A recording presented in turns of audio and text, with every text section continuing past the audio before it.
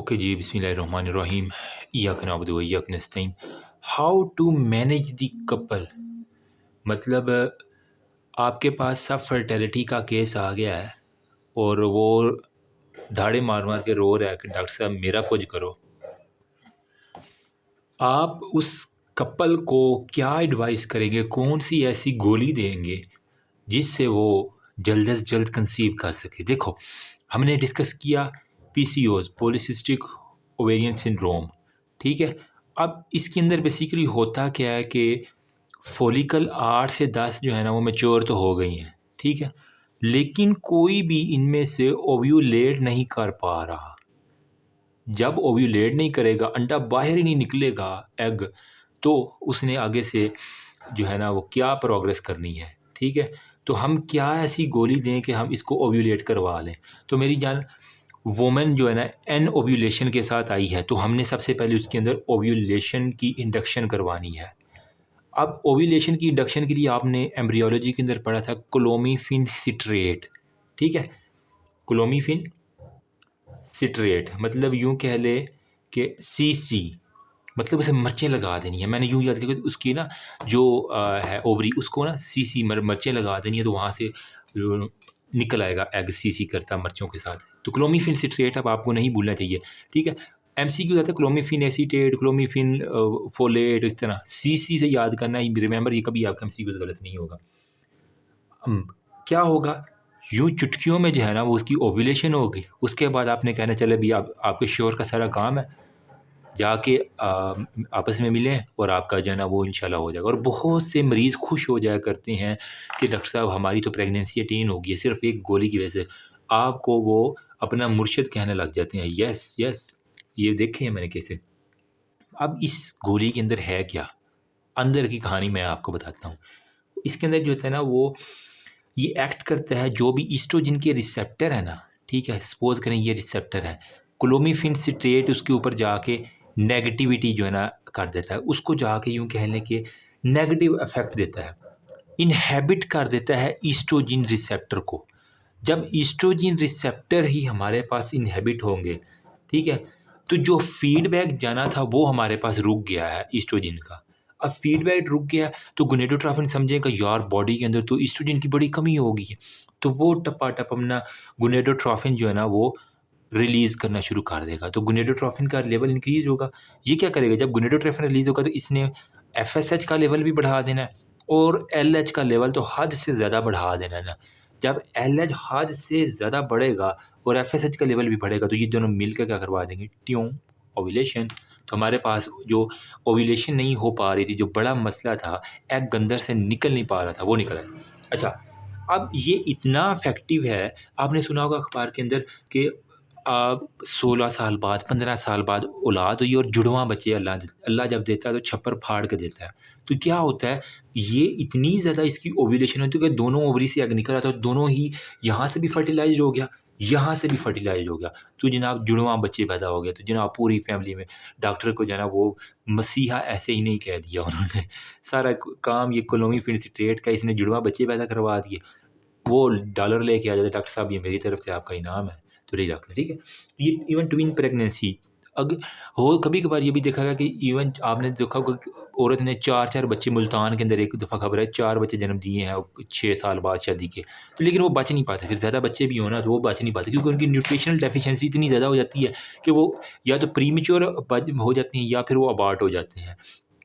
तो ड्रॉबैक यही है कि मोर फॉलिकल डेवलप मोर एग, तो मल्टीपल रिस्क ऑफ प्रेगनेंसी जो है ना, इसका सिर्फ एक क्लोमिफेन स्टेट का कि ये multiple risk of the pregnancies करवा देता है।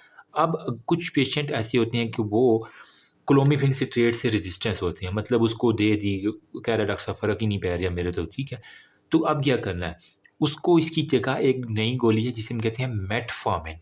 तो इसका एक अल्टरनेट मेटफॉर्मिन दे देना। मेटफॉर्मिन बेसिकली है क्या, आपने ये इंसुलिन वाले चैप्टर में जब आपने पढ़ा हो ना फार्माकोलॉजी में, एंडो के चैप्टर के अंदर शायद था मेटफॉर्मिन, हाँ। ये क्या करता है, इंसुलिन की हमारे पास सेंसिटिविटी को बढ़ा देता है। जब इंसुलिन की सेंसिटिविटी हद से ज़्यादा बढ़ जाएगी तो क्या होगा, हमारे पास ओव्यूलेशन के लिए हमें चाहिए एनर्जी, ठीक है। यहाँ पे इसके पास ताकत कम है, तो हमने इंसुलिन सेंसिटिविटी बढ़ा दी, ज़्यादा हमारे पास क्या होगा, ग्लूकोज़ आके लगेगा। आई थिंक मुझे पॉइंटर चेंज कर लेना चाहिए। जब ज़्यादा ग्लूकोज़ आके लगेगा, ज़्यादा मेटाबॉलिज़्म होगी, ग्लाइकोलिसिस ज़्यादा होगी, तो हमारे पास एनर्जी ज़्यादा बनेगी। जब एनर्जी ज़्यादा बनेगी तो वो क्या करेगी, हद से ज़्यादा एनर्जी जो है ना वो इसको फाड़ के रख देगी, ठीक है? तो मैंने यूँ याद किया हुआ था, मेटफॉर्मिन इंसुलिन सेंसिटिविटी बढ़ाएगी, ग्लूकोज़ ग्लाइकोलिसिस ज़्यादा हुआ प्रोसेस, ग्लाइकोलिसिस की वजह से एनर्जी जो निकली वो सारी की सारी इसकी ओव्यूलेशन करवा दी है, इसने पकड़ बाहर निकाल दी। एफएसएच और एलएच की मौजूदगी में ओव्यूलेशन होगी। अच्छा, अब ये भी नहीं हुआ, वो कहता है डॉक्टर साहब मैं आ भी गोली खा ली, आ भी गोली खा ली, हुण मैनू कोई ऐसा करंट लाओ कि मैं जो है ना ओव्यूलेशन करवा। तो कहना ठीक है, लगा देते हैं करंट, क्या मसला है। हमारे पास एक थर्ड मेथड होता है, हर लाख का एक बाप होता है।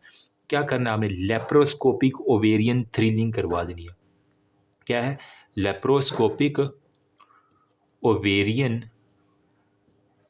थ्रिलिंग, ठीक है? लेप्रोस्कोपिक ओवेरियन थ्रिलिंग होता क्या है, बाहर से हल्के-हल्के करंट मारने होते हैं आपने। बस सिंपल वर्ड में बताऊँगा, हमें ज़्यादा डिटेल में जाने, यूँ कह लें कि हल्के-हल्के करंट मारेंगे ना, ठीक है? हल्का-हल्का करंट, हल्का-हल्का करंट, तो ये इसकी मेम्ब्रेन कहीं न कहीं से रप्चर हो जाएगी और वो ओव्यूलेट हो जाएगी, ठीक है? तो ये हमारे पास हो जाता है।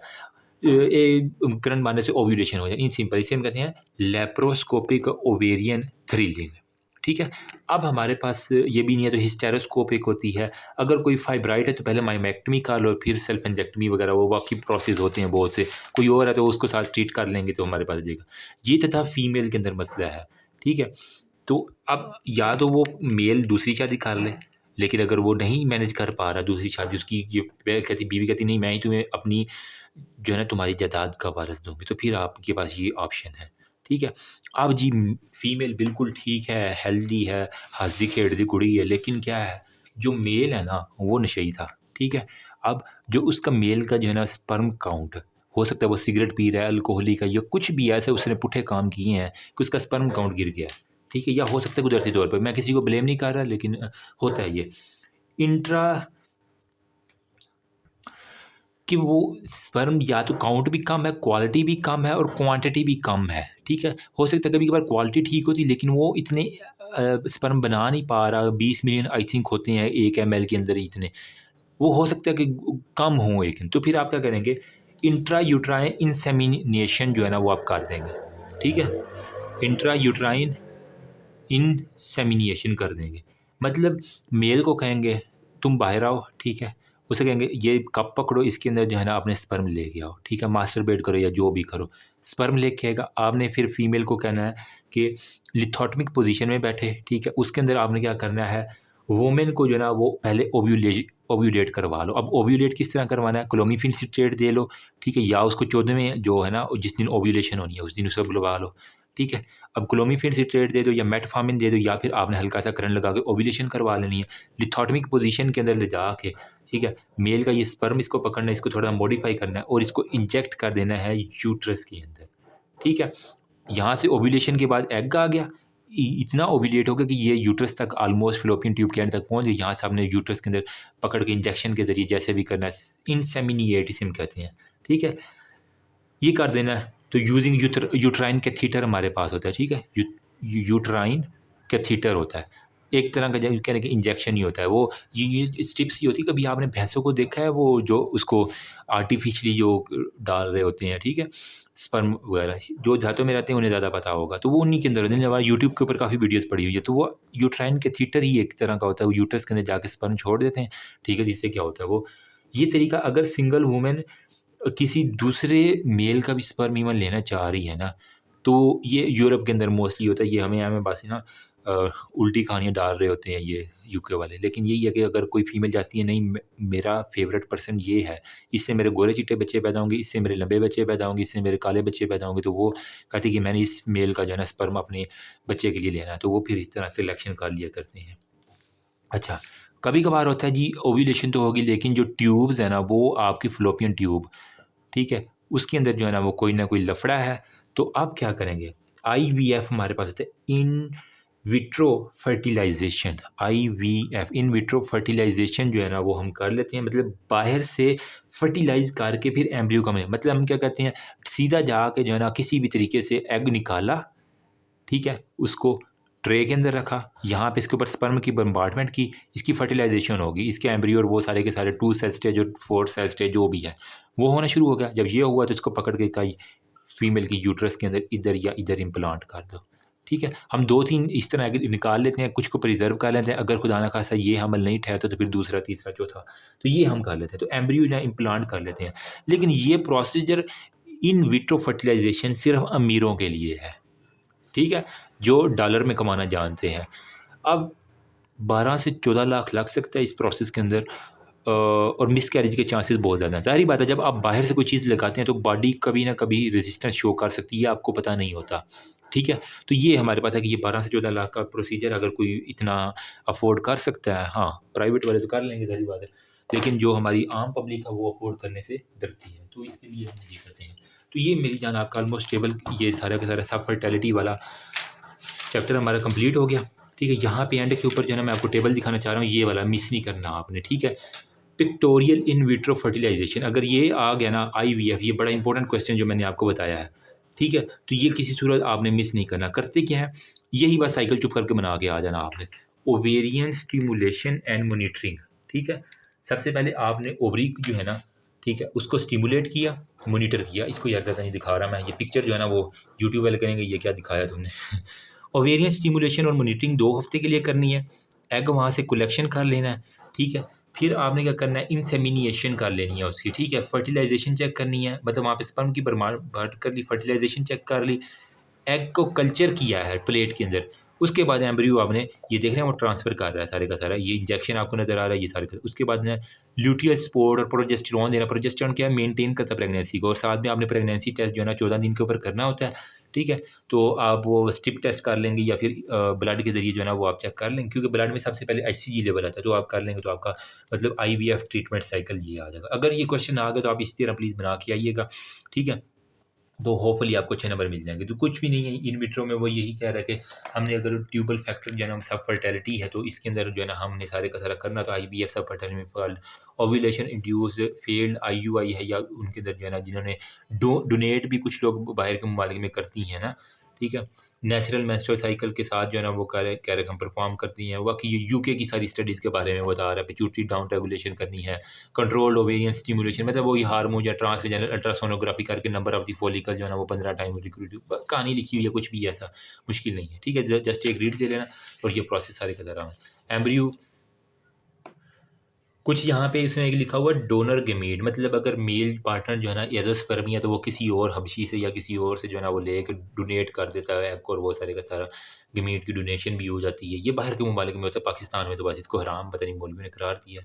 अब मैं इसके बारे में नहीं जाता ज़्यादा डीप, तो फिर ब्लास्टोसिस स्टेज के अंदर वो जीनोटाइप का था, ये आपकी बाकी सारी ना एम्ब्रियोस ने बताई हुई है, कोई ऐसा मसला नहीं है। ठीक है, बस एक रीड अच्छी सी दे लेना, बाकी वेरिफिकेशन आप निकाल लेनी है।